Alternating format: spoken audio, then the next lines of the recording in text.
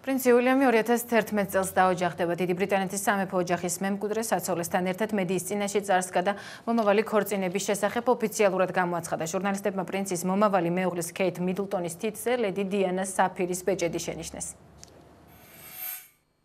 დიდი ბრიტანეთის პრინცმა უილიამმა და მისმა საცოლემ ქეით მიდლტონმა მომავალი ქორწილის შესახებ ოფიციალურად გამოაცხადეს. სამეფო ოჯახის ოფიციალური წარმომადგენლების განცხადებით ქორწილი მომავალ წელს ლონდონში გაიმართება. პრინცი უილიამი და ქეით მიდლტონი გასულ თვეს კენიაში დაინიშნენ.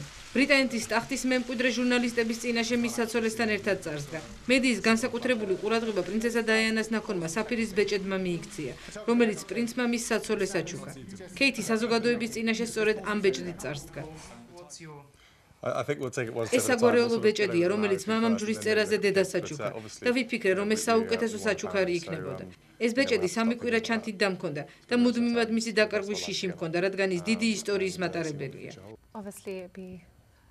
სამწუხაროდ ლედი დის არ ვიცნობდი, მაგრამ როგორც ყველას მე ძალიან მიყვარს და ჩემთვის მისი ბეჭდის ტარება დიდი პატივია.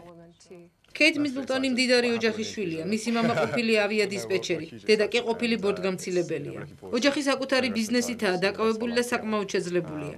ქორწილის შემდეგ წვრილი საცხოვრებლად უელსში გადავა, სადაც უილიამი სამაშველო ავიაციაში სამხედრო სამსახურს ეწევა.